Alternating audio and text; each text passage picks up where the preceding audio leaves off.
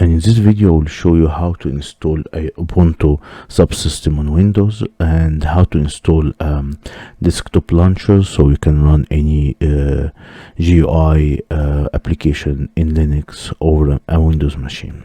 In my case here I have Windows 10, and first of all I'm gonna install the app for the Ubuntu. If I will search about Ubuntu here using Microsoft Store, and I will go with one of the version of Ubuntu that is available here for free and go and get the app. It will start to download. I will give it a couple of minutes to download. It shouldn't be too slow, but it basically will depend on the speed of the network that you have. While it's downloading, I can go and check some of the settings on Windows, because I will need to enable a feature in Windows to enable the Linux subsystem to work on, and to do that I need to go to control panel. Under control panel I will go to programs and features. Under program features I will go to turn Windows feature on or off, and I will scroll down here till I found the item that says Windows subsystem for Linux, and I'm gonna check it and say OK.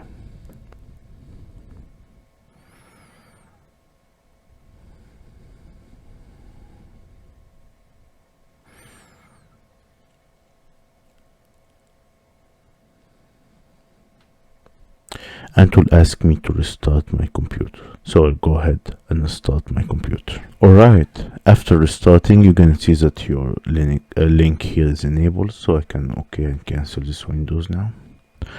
And I will go back to my app, and if I will open my start menu I will see on top here the Ubuntu app is installed, so I'm gonna click on it to continue the installation. It will take several minutes just because it's installing some of the kernel of the Ubuntu.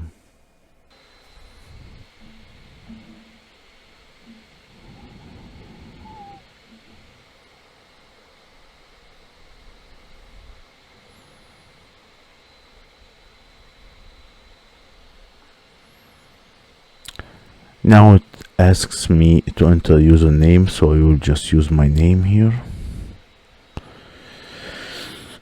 I will set a password, and to ask me to retype the password again.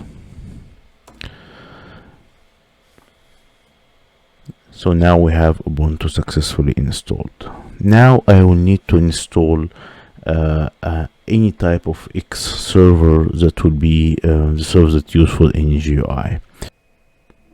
And to do that I will go to Google Chrome here. I'm gonna go and search for downloading the VCX server. It's from SourceForge, and I go to download here. Give it a second or maybe more, and now I'll go to download, and it will be downloaded right here on my right side. I'll click on it just to see whenever it's ready. Yeah, it's ready now. I'll open to see the file. Yep, I'll go and install it. It will ask me to download it. Fine, let's go with the default for now. Install, and give it a moment to install.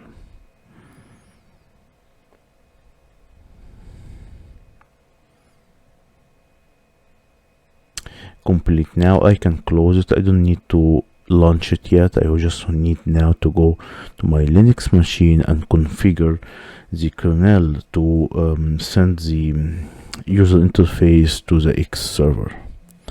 And to do that I will need basically to run to change a little bit in the bash file. And to do that I will just go and open the file. I'm already on the home directory, so I go to vim and .bash rc. Inside the file I can scroll down and just will go to any empty space after the fi here, or end of if, and click I to insert. I'll go and put a small line of command here. I'll tell it to export basically the display. I use the keyword export, and then the display, sorry, equals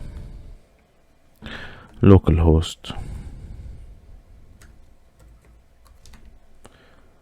column 0.0. That's all. Then I can go and save it.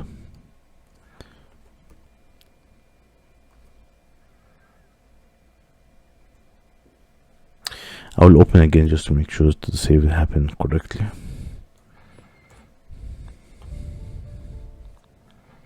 Yeah, I have it, the last line is correct. Now I can close it.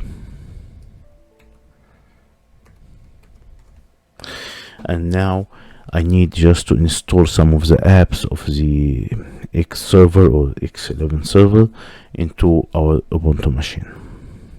And to do that, I will use the command sudo apt-get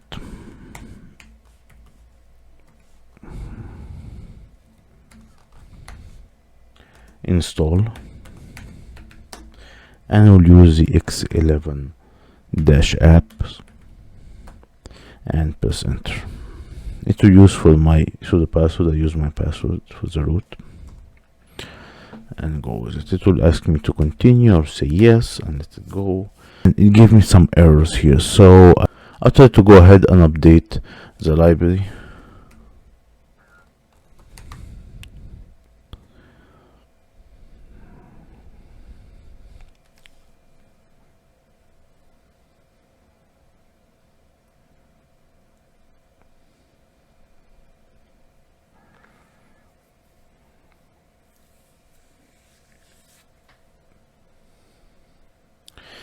And I will upgrade now.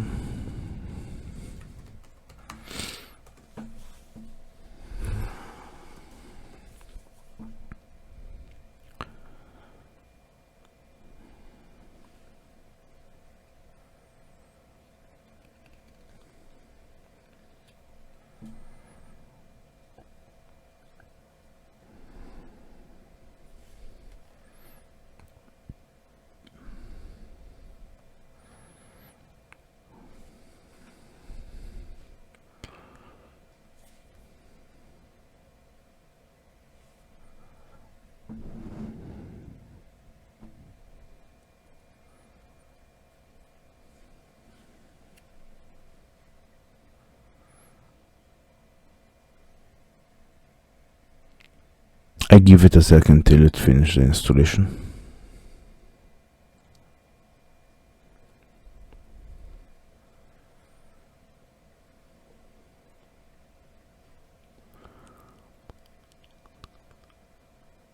Okay, we're done now. I will attempt to install again the X11 apps. It will ask me to download or say yes.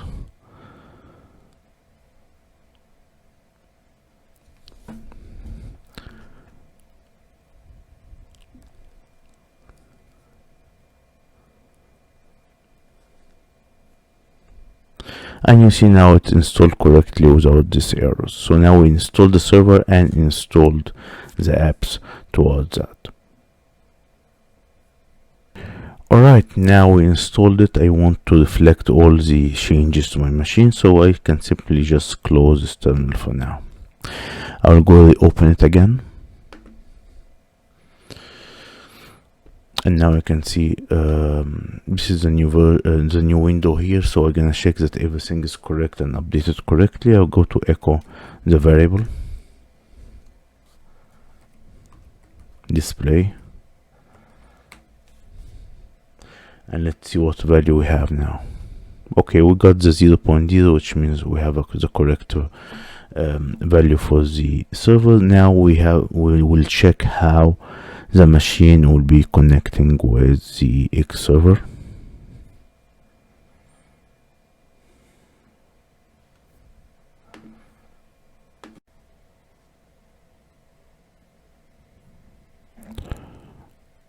Now I will go ahead and start my X launcher. So I'll go to start menu here, and you have the X launcher. I click on it. I will keep it default by the multiple windows, and I will leave this as default. Go to next. Nothing to change here either, so go next, and I will keep the keyboard and navigation enabled. That's fine.